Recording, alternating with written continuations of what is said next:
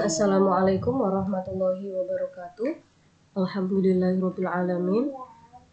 Kita berkumpul kembali atau bertemu kembali di pertemuan ketiga ya, di kuliah kesehatan mental, yaitu mengenai konsep kesehatan mental, aspek psikologis, biologis ya, psikologis, agama dan juga sosial. Mohon maaf ini kurang. Masih dengan saya Ilmi Hidayati MSI. Kemudian ini adalah pembahasan kita kali ini dari saya ya khususnya. Kemudian kita perlu mengetahui apa itu kesehatan holistik, karena term ini belakangan ini memang menjadi bahasa yang populer di kalangan akademisi, karena memang banyak yang minat di ranah itu. Kesehatan holistik ini mengacu pada kesehatan yang menyeluruh ya, tidak hanya pada satu aspek saja, tetapi banyak hal, yaitu bio, psiko, sosio, spiritual, yaitu yang pertama adalah biologi, kemudian psikologi, sosial, dan juga spiritual. Kemudian mengenai konsep manusia holistik dalam agama Islam atau dalam pandangan Islam, yaitu yang pertama adalah hablum minallah, ini adalah hubungan vertikal kita. Kemudian hablum minan nas dan juga hablum minal alam, ini adalah hubungan horizontal kita ya. Kemudian langsung saja mengenai aspek holistik, beberapa hal yang berpengaruh pada kesehatan mental dari segi biologis itu yang pertama adalah otak. Ini ada bagian-bagian otak. Kemudian ada sistem endokrin, ini silahkan nanti dibaca. Kemudian genetik dan juga sensori. Dan ini yang penting juga faktor ibu selama kehamilan, karena memang bagi yang hamil itu kan bagaimana harus menjaga kesehatannya dengan baik, karena itu akan berpengaruh kepada kesehatan mental anaknya. Kemudian ini ada otak manusia, ini silahkan nanti dipelajari ya. Otak-otak yang ini amigdala, hipotalamus, ini yang biasanya penting di kuliah kesehatan mental. Kemudian ini good spot, ini ada beberapa hal yang dipengaruhi, karena memang di otak manusia itu ada titiknya ini ya. Kemudian tahapan respons itu dari peristiwa atau sebuah kejadian, kemudian langsung ke otak, pikiran bawah sadar ataupun sadar ya, kemudian respon atau intuisi. Kemudian dari aspek psikologis ada proses pembelajaran, di sini ada belajar dan asosiasi, belajar dengan konsekuensi, dan juga belajar dengan contoh. Kemudian di pengalaman awal ini ada teorinya psikoanalisis, kemudian epigenetik, kemudian ada ikatan orang tua dan anak. Kemudian kebutuhan, di sini hierarki Maslow ya, teorinya Maslow. Itu ada fisiologis, perlindungan dan rasa aman, cinta dan rasa dimiliki, kemudian ada harga diri dan juga aktualisasi diri. Sedangkan ini ada kondisi psikologis lain ya, ini ada beberapa. Kemudian mengenai sosial, ada yang pertama ada stratifikasi sosial, ada kelas sosial ekonomi dan juga seleksi sosial. Kemudian interaksi sosial, ini ada teorinya psikodinamik, dan juga rendahnya interaksi sosial menimbulkan gangguan mental. Jadi ini kebalikan ya. Apakah itu interaksi sosial itu yang menyebabkan, atau karena memang kesehatan mental yang menyebabkan sedikitnya interaksi sosial seperti itu.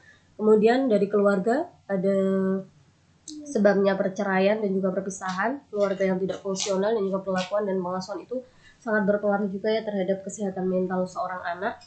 Kemudian perubahan sosial, baik itu dalam jangka panjang ataupun pendek, kondisi krisis, dan juga ini faktor masyarakat modern ya, banyaknya industri jadi banyaknya migrasi yang terjadi. Kemudian sosial budaya, ini juga ada kesehatan mental diakibatkan oleh sosial budaya di masing-masing tempat.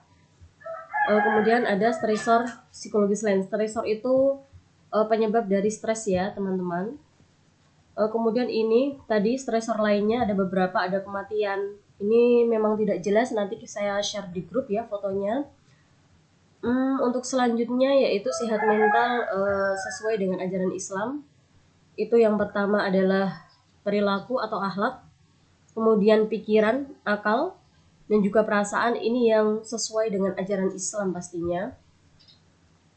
Selanjutnya ini adalah beberapa karakteristik kesehatan mental dari Said Hawa. Kemudian ada dari Zakiyah Darucet. Kemudian sebenarnya masih ada ya menurut Al-Ghazali, kemudian tokoh-tokoh yang lain, dan belum saya cantumkan di sini. Nanti kita bahas di kelas kita secara online. Kemudian ini perputaran antara sehat dan sakit ya. Kemarin kita sudah membahas mengenai pengertian sehat dari berbagai kemukaan atau definisi dari berbagai ahli. Kemudian ini ada penyakit, ada disease, ada illness, ada sickness. Silahkan nanti dipahami. Kita bahas juga ya, karena itu juga bagian dari teori kesehatan mental. Dan juga ini ada beberapa karakteristik kesehatan mental dari ini di bukunya Yusuf LN ya. Nanti bisa saya share di grup.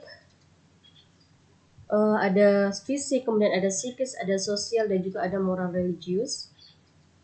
Kemudian selanjutnya penelitian kesehatan, karena memang kesehatan mental ini sedang menjadi tren di akademis saat ini ya, melihat berbagai problematika di zaman modern ini juga berkembang, dan juga problematika benar-benar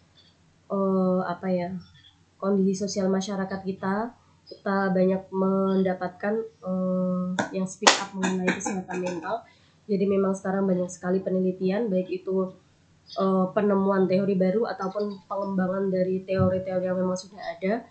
Dan juga karena ini banyak yang juga kalau ada prosentasenya berarti menggunakan kuantitatif ya. Jadi memang kesehatan mental itu dilihat dari berbagai indikator ataupun aspek-aspek yang mempengaruhinya. Ada yang sampai 50% atau berapa persen, itu beda-beda. Itu nanti silahkan juga ada yang mau share, ataupun kita nanti juga akan membahas mengenai penelitian terkini ya. Kemudian untuk teman-teman semuanya silakan untuk tetap membaca materi terkait ya, walaupun bukan sebagai pemakalah, biar kelas kita tetap aktif dan juga saling bisa memberikan manfaat ide-idenya, persepsinya. Jadi silahkan untuk memperbanyak bacaan-bacaan, baik itu dari buku, kemudian dari Google Book, dari video, dari jurnal-jurnal terkait, ataupun di internet lainnya ya. Silahkan.